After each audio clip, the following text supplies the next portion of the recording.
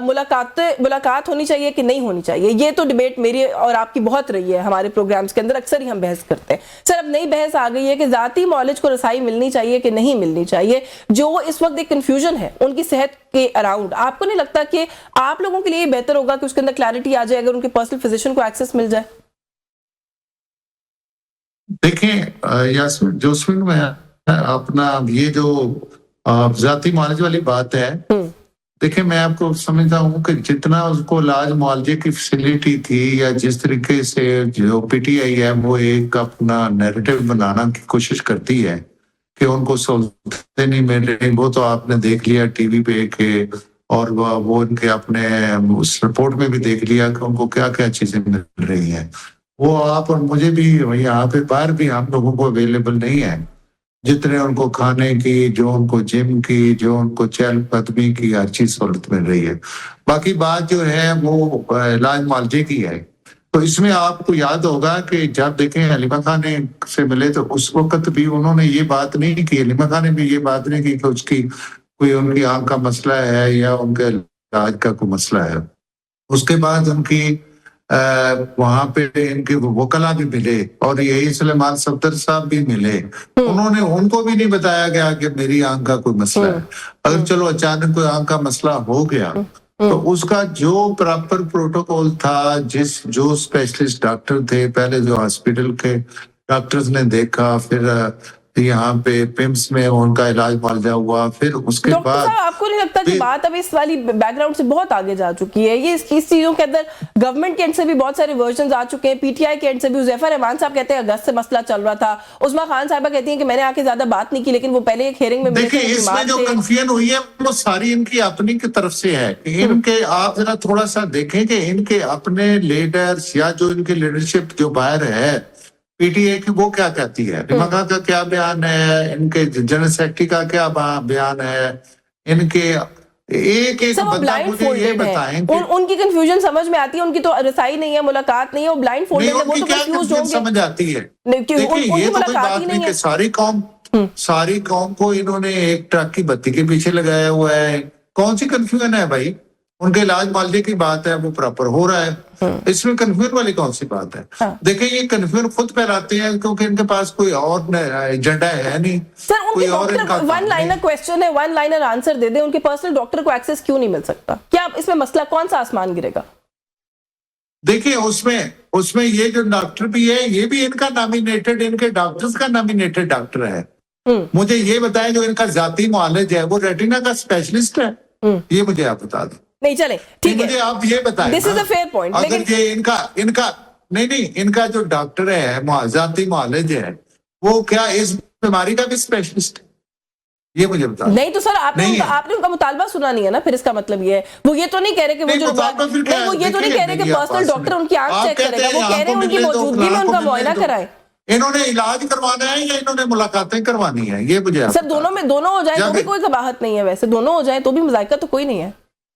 नहीं तो फिर अपने मुलाकातों को उस ढंग से रखे ना। आपने तो पहले मुलाकातों की इजाजत दी हुई थी, आपने ढंग से रखे ना। चले मुझे इंतजार फैलाते हैं, अपनी बातों को बाहर आके एग्जैक्रेटेड करके बयान करते हैं और तरह तरह का एक कन्फ्यूजन फैलाते हैं। चले ये भी एक इशू मिल गया, आप ये कह रहे हैं कि पीटीआई को एक इशू मिल गया, पीटीआई पे सिर्फ अपने इलाज मुआवजे के लिए जाएं तो वेलकम। जी मैं जरा फैसल चौधरी साहब को गुफ्तगू में शामिल कर लूं। वेलकम। अच्छा फैसल चौधरी साहब, एक दो तीन बातें। एक तो ये कि एक इशू मिल गया आप लोगों को पॉलिटिक्स करने के लिए, ट्रक की बत्ती के पीछे आप लोगों ने कौम को लगाया हुआ है, ना लगाएं, इस तरह के काम ना करें। जो उनका पर्सनल फिजिशियन है वो कह रहे हैं वो कोई रेटिना स्पेशलिस्ट थोड़ी है, तो इलाज हो रहा है उनका बहुत अच्छे तरीके से हो रहा है, रिपोर्ट्स बाहर आ रही हैं, सब कुछ सेटिस्फैक्ट्री है, आप लोग बिला वजह सियासत कर रहे हैं। इस गुफ्तगू के ये तबसरे लायक गुफ्तगू तो है नहीं। फ्रैंकली स्पीकिंग ये तो बड़ी आमियाना गुफ्तगू है और किसी भी की सेहत के बारे में गुफ्तगू करते हुए थोड़ा बहुत बंदा जो है वो इंसानियत का मुजाहरा होना चाहिए। मियां नवाज शरीफ का जो डॉक्टर था अदनान, वो उसका चेस्ट स्पेशलिस्ट था। डॉक्टर आसिम जो जरदारी का डॉक्टर था, वो क्या जरदारी को लगने वाली बीमारियों का स्पेशलिस्ट था? वो क्यों थे वहां पे? इसलिए कि वो जो जाती डॉक्टर होता है उसकी मौजूदगी आपकी सेटिस्फेक्शन के लिए जरूरी होती है। पीटीआई का कोई मुतालबा ऐसा नहीं है जो कि पहले इस मुल्क में नहीं हुआ, और इन्होंने खुद जो है जाती मौलवीन को एक्सेस दिया इमरान खान साहब तक। अब क्या तकलीफ है? हमने कुछ छुपाना है? आपने जो खिलवाड़ किया है उनकी सेहत के साथ, ये हुकूमत उसको एक्सपोज नहीं होने देना चाहती। मेरे शदीद तहफ़्फ़ुज़ात है पीटीआई की स्ट्रेटजी पे, जिस तरह से उन्होंने इस मामले को हैंडल किया है, लेकिन हुकूमत ने तो एक इंतहा कर दी है बेहिसी की भी, बेइतनाई की, केयरलेसनेस की।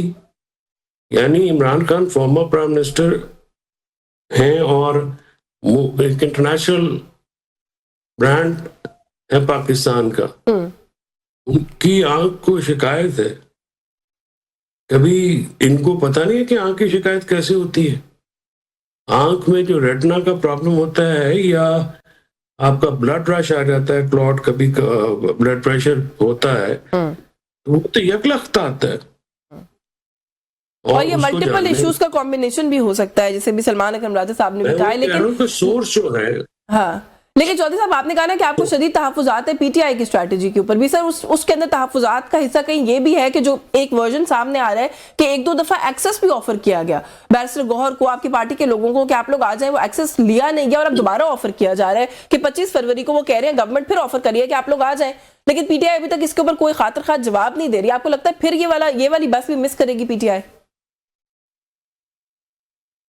नहीं, देखिए ना, इमरान खान साहब की हॉस्पिटलाइजेशन बहुत इंपॉर्टेंट है इस मौके के ऊपर। उनकी जो रिक्वायरमेंट है वो इलाज हॉस्पिटल के अलावा हो नहीं सकता है, और उसकी वो मखसूस इलाज है। रेटिना जो है वो आंख का वो हिस्सा होता है जो दिमाग से मुंसलिक होता है, और वहां का जो डैमेज है वो रिकवरेबल नहीं होता। वो आप उसको कहें कि वो मुकम्मल तौर पर रिकवर हो जाएगा, वो नहीं होगा। अगस्त से पहले भी ये शिकायत थी। अगस्त में तो उनका मुआयना कराया गया जब दर्द शदीद हुआ, और वहां पे कतरे डाले गए इंस्टेड ऑफ कि आप वहीं पे फौरी तौर पे, और आई एम श्योर डॉक्टर ने रिकमेंड किया होगा, लेकिन हुकूमत और एस्टेब्लिशमेंट ने इस पे गौर नहीं किया, कान नहीं धरे, जिसकी वजह से मामला इतना खराब हो गया कि 24 जनवरी तक लटका के, और जब बिल्कुल ही आंख की बनाई बंद हो गई तो फिर उनको हॉस्पिटल शिफ्ट करना पड़ा। तो ये चीजें जो हैं ये रिकॉर्ड का हिस्सा है। हाँ, पीटीआई को जो ऑफर दी गई थी, मैं बिल्कुल अली मोहम्मद खान की इस बात की तायद करता हूँ कि गौहर को जाना चाहिए था। ये सोशल मीडिया पे या वेमडी के क्रिटिसिज्म से तो आपको अपनी फ्राइज जो हैं, अगर आप चले जाते इमरान खान साहब से मिल लेते, जो बात कहते वो बाहर आके बताते, और इसी तरह से फैमिली को भी वो उनकी कहीं भी बात बाहर नहीं बताना चाहते थे, शायद यही मसला था। नहीं समझते। देखिए ना, जज्बाती होने से इमरान खान साहब का नुकसान होता है। ये इस सारी चीज का जो आखिर में भुगता कौन है? इमरान खान की जात। देखे ना, उनको हॉस्पिटल इस वक्त शिफ्ट हो जाना चाहिए था। 1 हफ्ता, 10 दिन, 4 दिन, 5 दिन, 10 हफ्ता, जो भी मतलब डॉक्टर रिकमेंड करते, और उनके पर्सनल फिजिशियन की मौजूदगी में। चले, आप ये जो कह रहे हैं ना कि हॉस्पिटलाइज उनको अब हो जाना चाहिए, जो इस वक्त तक जितना मामला